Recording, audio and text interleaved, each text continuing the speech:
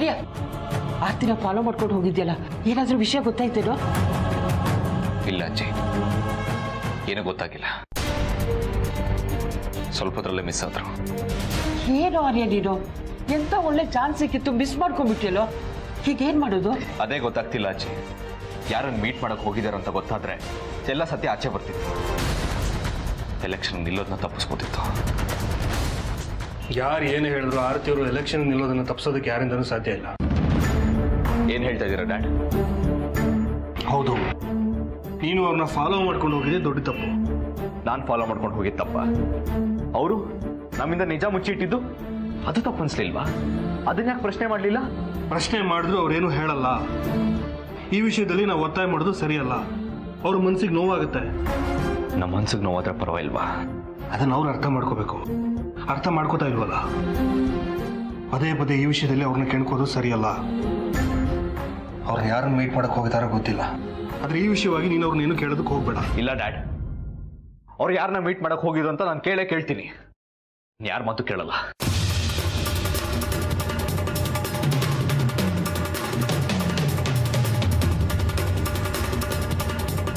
ನೋಡಿದ್ರ ಶೋಭಮ್ಮ, ಆರ್ಯ ಎಷ್ಟು ಬೆಳೆದಿದ್ದಾನೆ ಅಂತ? ಸಹಜ ಅಲ್ವಾ ಸೂರ್ಯ? ಅವ್ನು ಹೇಳಿದ್ರಲ್ಲಿ ತಪ್ಪೇನಿದೆ ಹೇಳಿ? ನೀವು ಆರ್ತಿನ ತುಂಬಾ ಪ್ರೀತಿಸ್ತಾ ಇದ್ದೀರಾ, ಅದಕ್ಕೆ ಅವಳನ್ನ ಪ್ರಶ್ನೆ ಮಾಡೋದಕ್ಕೆ ಹಿಂದೆ ಮುಂದೆ ನೋಡ್ತಾ ಇದ್ದೀರಾ. ಆರ್ತಿ ನಿಮ್ಮ ಪ್ರೀತಿನ ಅರ್ಥ ಮಾಡಿಕೊಂಡು ಇರೋ ಸತ್ಯನ ಹೇಳಬೇಕಾಗಿತ್ತು. ಆಗ ಯಾವ ಮನಸ್ತಾಪನೂ ಇರ್ತಿರ್ಲಿಲ್ಲ. ಆದರೆ ಅವಳು ತನ್ನ ಹಠನೇ ಮುಂದುವರಿಸ್ಕೊಂಡು ಮನಸ್ತಾಪಗಳನ್ನ ಜಾಸ್ತಿ ಮಾಡ್ತಾ ಇದ್ದಾಳೆ. ಸೂರ್ಯ ಅವರೇ, ನೀವೇ ಆರ್ತಿನ ಕೇಳಬೇಕು. ಅವಳು ಎಲೆಕ್ಷನ್ಗೆ ಯಾಕೆ ನಿಂತಿದ್ದಾಳೆ ಅನ್ನೋದಕ್ಕಿಂತ ಅವಳು ಯಾರನ್ನ ಮೀಟ್ ಮಾಡಕ್ ಹೋಗಿದ್ಲು ಅಂತ ತಿಳ್ಕೊಳ್ಳೋದು ಮುಖ್ಯ ಆಗುತ್ತೆ. ನೀವು ಈ ಕೆಲಸ ಮಾಡ್ತೀರಾ ಅಂತ ನಾನು ನಂಬ್ಕೊಂಡಿದ್ದೀನಿ.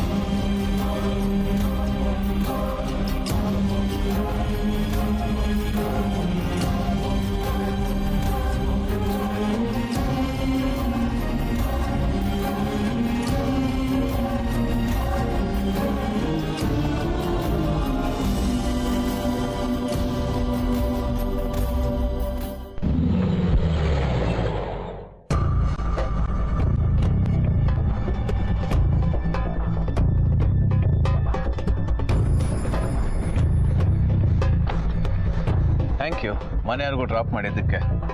ಫ್ರೆಂಡ್ಸ್ ಅಂದಮೇಲೆ ಡ್ರಾಪ್ ಮಾಡೋದು ಡ್ರಾಪ್ ಮಾಡಿಸ್ಕೊಳ್ಳೋದು ಕಾಮನ್. It's okay. ಒಳಗಡೆ ಬನ್ನಿ, ಕಾಫಿ ಕುಡಿಯೋರಂತೆ.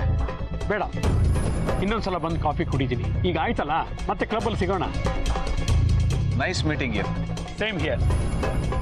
ನಾನು ಹೇಳಿದ್ದು ಮನಸ್ಸಲ್ಲಿ ಇಟ್ಕೊಳ್ಳೋಕೆ ಹೋಗ್ಬೇಡಿ. ನಾನು ಸಲಹೆ ಕೊಟ್ಟನಲ್ಲ, ಅದರಿಂದ ನಿಮಗೆ ಬೇಜಾರಾಗಿದ್ದರೆ ದಯವಿಟ್ಟು ಕ್ಷಮಿಸ್ಬಿಡಿ. ಖಂಡಿತ ಇಲ್ಲ, ನೀವು ಕೊಟ್ಟಿರೋದು ತುಂಬ ಒಳ್ಳೆ ಸಜೆಷನ್. ನಾ ಅದ್ರ ಬಗ್ಗೆ ಖಂಡಿತ ಯೋಚನೆ.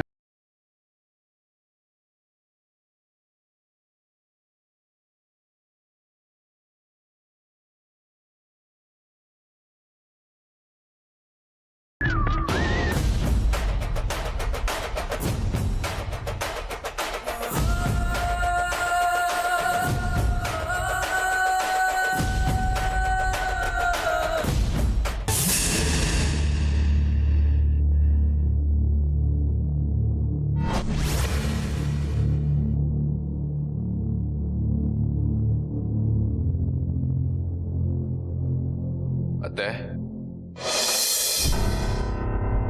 ಯಾಕೆ ನನ್ನ ಇಲ್ಲಿ ಕಟ್ ಹಾಕಿದ್ದೀರಾ ನೀವು? ಬಿಡಿ ನನ್ನ. ಏನ್ ಬೇಕು ನಿಮ್ಗೆಲ್ಲ? ಮಾತಾಡಿ ಯಾರಾದ್ರು. ಯಾಕೆ ಕಟ್ ಹಾಕಿದ್ದೀರಾ ನನ್ನ? ದಯವಿಟ್ಟು ನನ್ನ ಬಿಟ್ಬಿಡಿ. ಏನಾದ್ರೂ ಮಾತಾಡ್ಬಾರ್ದಾ? ಅವ್ರು ಯಾರು ಮಾತಾಡಲ್ಲ.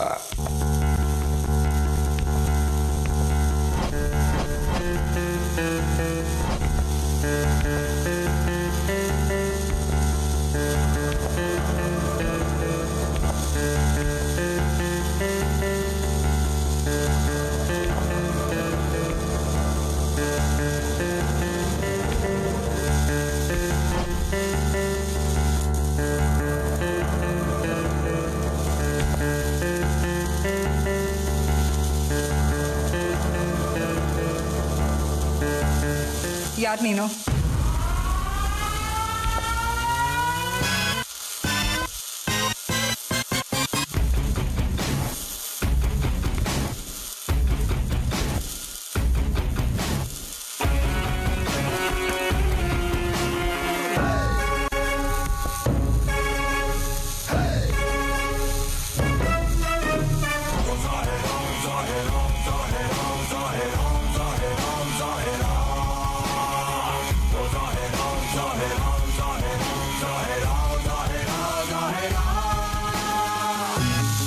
ನೀನು?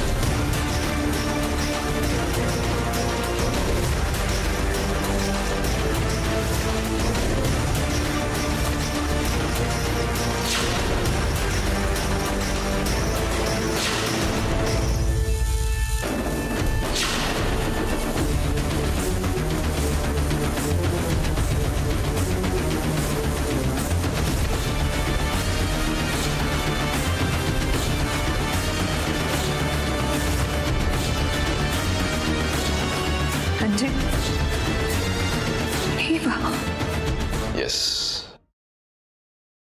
ನಾನೇ.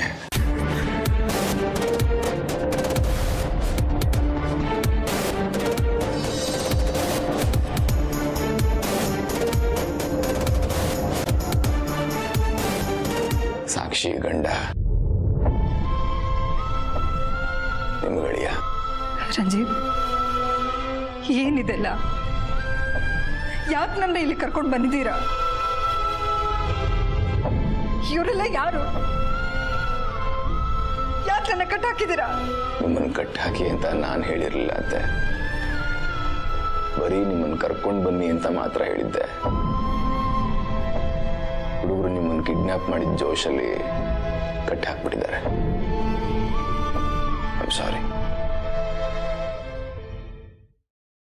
ನಿಮ್ಮನ್ನ ಎಷ್ಟು ಒಳ್ಳೆಯವರು ಅಂತ ಅನ್ಕೊಂಡಿದ್ದೆ, ಆದ್ರೆ ನೀವೇ ಈಗಲೂ ನಾನು ನಿಮ್ಮ ಪಾಲಿಗೆ ಒಳ್ಳೆಯವನಿದ್ದೆ. ನಿಮ್ಮ ಫ್ಯಾಮಿಲಿನ ಕಾಪಾಡೋದಕ್ಕೆ ನಾನು ಕೃಷ್ಣ. ನಿಮ್ಗೆ ಯಾರಾದ್ರೂ ತೊಂದರೆ ಕೊಡೋದಕ್ಕೆ ಬಂದ್ರೆ ಯಮ. ಅರ್ಥ ಆಗ್ಲಿಲ್ಲ.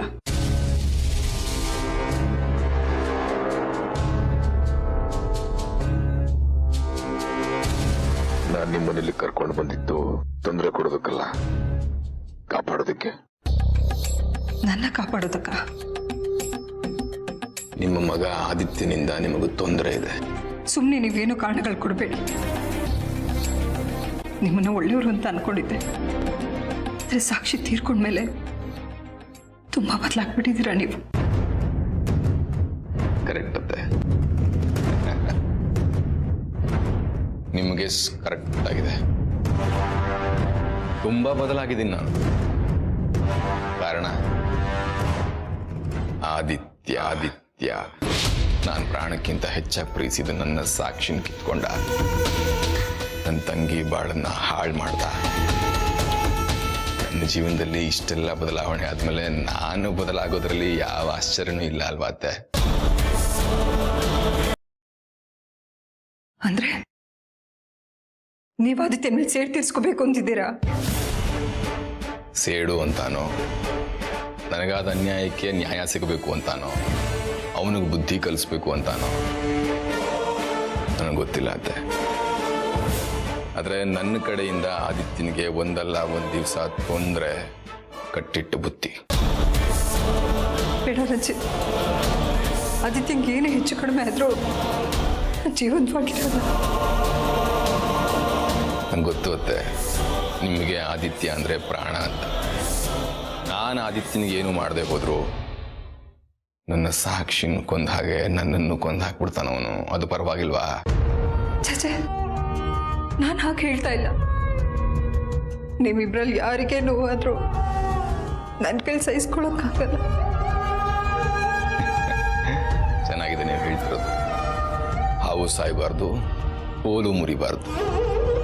ಮತ್ತೆ ನನ್ನ ಅವನ ಈ ಮುಸ್ಕಿನ ಗುದ್ದಾಟದಲ್ಲಿ ಒಂದು ಅವನಿರಬೇಕು, ಇಲ್ಲ ನಾನಿರಬೇಕು. ನೀವು ರೆಡಿ ಇರಿ ಅಷ್ಟೇ. ನೋಡಿ, ಆದಿತ್ಯನಿಂದ ನಿಮಗೆ ಯಾವ ತೊಂದರೆನೂ ಆಗ್ತಿರೋ ಹಾಗೆ ನಾನು ನೋಡ್ಕೋತೀನಿ. ಈ ದ್ವೇಷನೆಲ್ಲ ಬಿಟ್ಬಿಟ್ಟು ಇಬ್ಬರು ಸ್ನೇಹಿತರಾಗಿರ್ಬಾರ್ದ?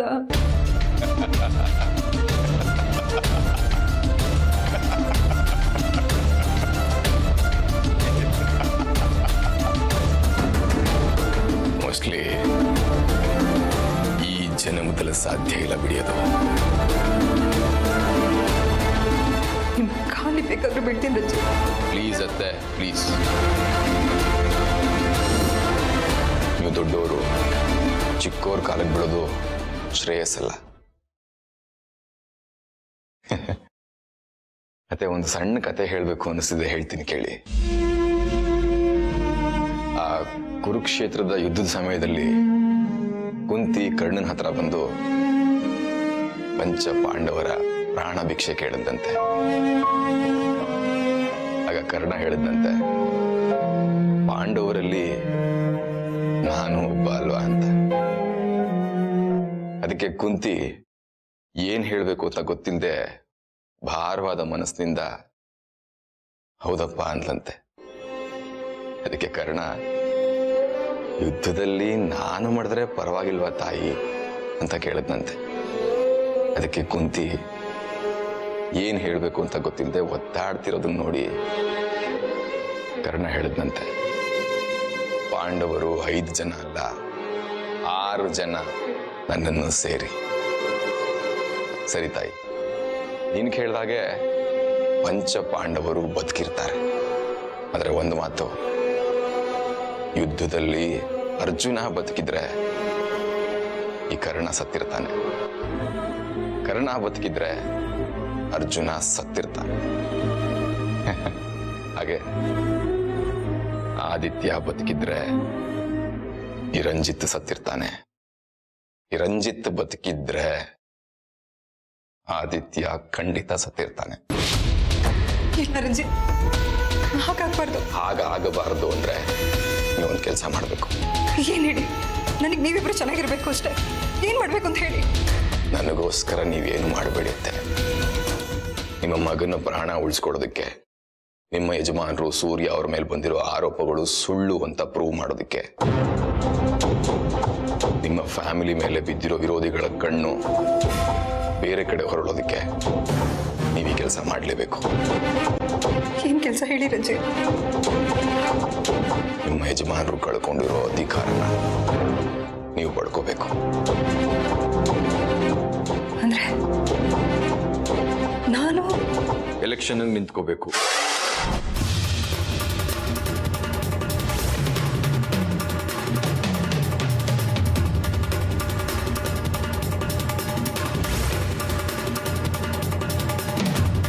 ಇಲ್ಲ ರಂಜಿತ್, ನನಗೆ ರಾಜಕೀಯ ಎಲ್ಲ ಇಷ್ಟ ಆಗಲ್ಲ. ಇಷ್ಟ ಆಗಲ್ಲ ಅಂತ ಹಿಂಜರಿದ್ರೆ ಮಾವನವ್ರ ಮೇಲೆ ಬಂದಿರೋ ಆರೋಪ ನಿಜ ಅಂತ ಪ್ರೂವ್ ಮಾಡಿ ಅವರು ಸಾಯೋವರೆಗೂ ಜೈಲಲ್ಲಿ ಕೊಳಿಬೇಕು. ಹಾಗೆ ಮಾಡ್ತಾರೆ. ಆದಿತ್ಯನ ಬೀದಿ ಹೆಣ ಮಾಡ್ತಾರೆ, ಆರ್ಯನ್ ಕೆಲಸಕ್ಕೆ ಕಲ್ಲು ಹಾಕ್ತಾರೆ, ಜೊತೆಗೆ ನಿಮ್ಮನ್ನ ಸಾಯಿಸ್ಬೇಕು ಅಂತ ಹೊಂಚ್ ಹಾಕೊಂಡಿದಾರತ್ತೆ. ಇಲ್ಲ, ನೀವು ಸುಳ್ಳು ಹೇಳ್ತಾ ಇದ್ದೀರಾ. ನಮ್ಗೆ ಯಾರು ವಿರೋಧಿಗಳೇ ಇಲ್ಲ.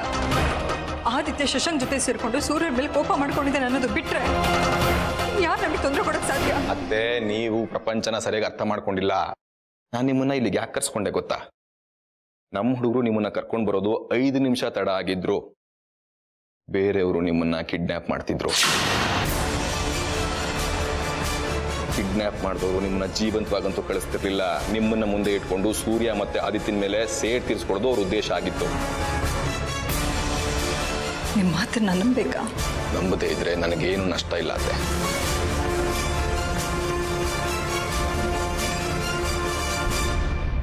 ಸರಿ, ನಿಮ್ಮ ಮಾತನ್ನ ನಂಬ್ತೀನಿ. ಯಾರು ನನ್ನ ಕಿಡ್ನಾಪ್ ಮಾಡ್ಬೇಕು ಅಂತಿದ್ದು? ಚಿದಂಬರಂ.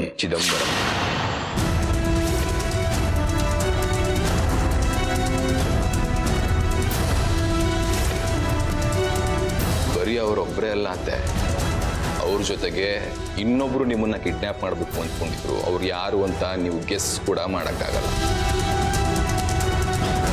ಯಾರು?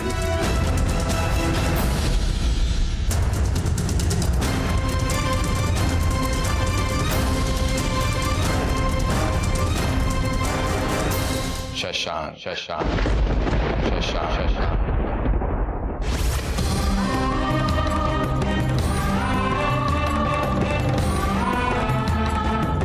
ಆದಿತ್ಯನ ಮೂಲಕ ನಿಮ್ಮನ್ನ ದೇವಸ್ಥಾನಕ್ಕೆ ಕರೆಸ್ಕೊಂಡು ಅಲ್ಲಿಂದ ಆದಿತ್ಯನ ಗೊತ್ತಾಗದ ಹಾಗೆ ನಿಮ್ಮನ್ನ ಕಿಡ್ನಾಪ್ ಮಾಡೋದು ಶಶಾಂಕ್ ಉದ್ದೇಶ ಆಗಿತ್ತು.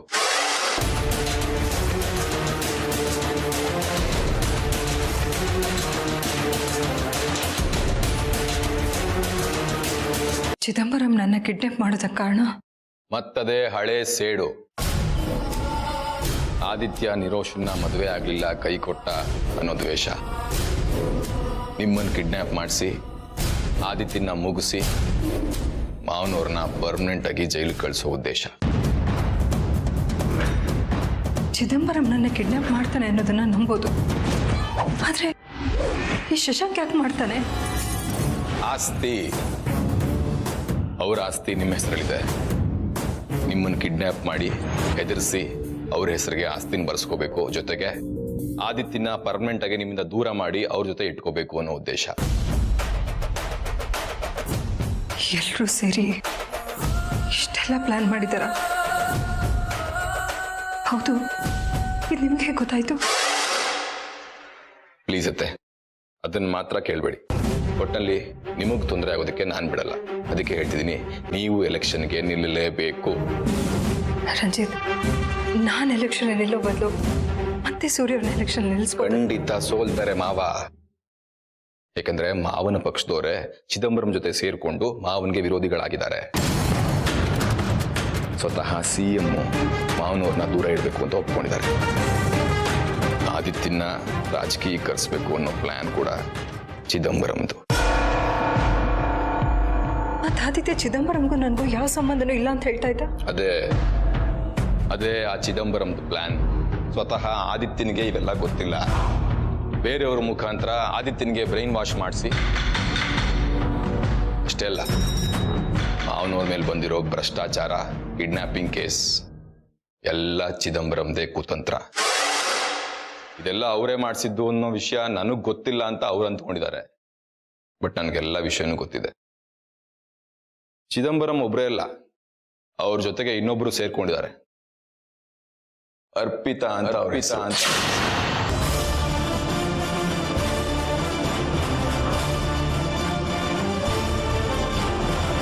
ಅರ್ಪಿತಾ ಜೈಲಲ್ಲಿ ತೆಗೆದು ತಾನೆ ಬೇಲ್ ಮೇಲೆ ಹೊರಗೆ ಕರೆಸಿದ್ದಾರೆ. ಚಿದಂಬರಂ ಇನ್ಯಾರು?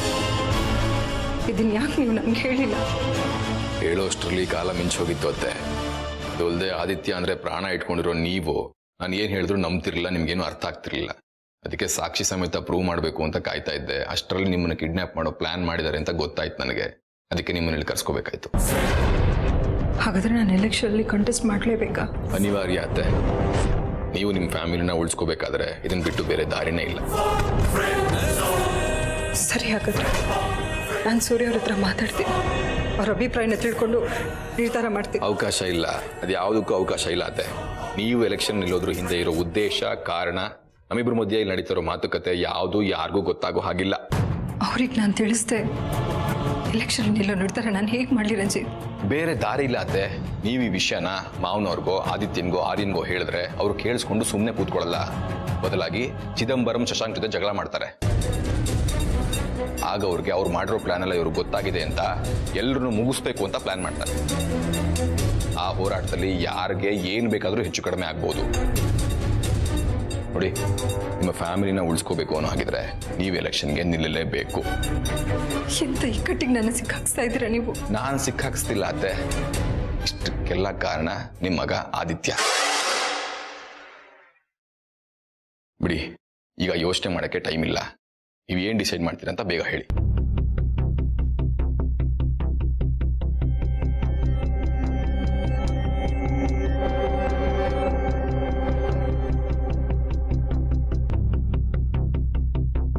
ಸರಿ, ನಾನು ಎಲೆಕ್ಷನ್ಗೆ ನಿಂತ್ಕೋತೀನಿ. ಆದ್ರೆ ನೀವು ನನಗೊಂದು ಮಾತು ಕೊಡಬೇಕು. ಹೇಳಿ. ಅದಕ್ಕೆ ಯಾವ ತೊಂದರೆನೂ ಹೋಗ್ಬಾರ್ದು. ಖಂಡಿತ ಆಗಲ್ಲ ಅತ್ತೆ.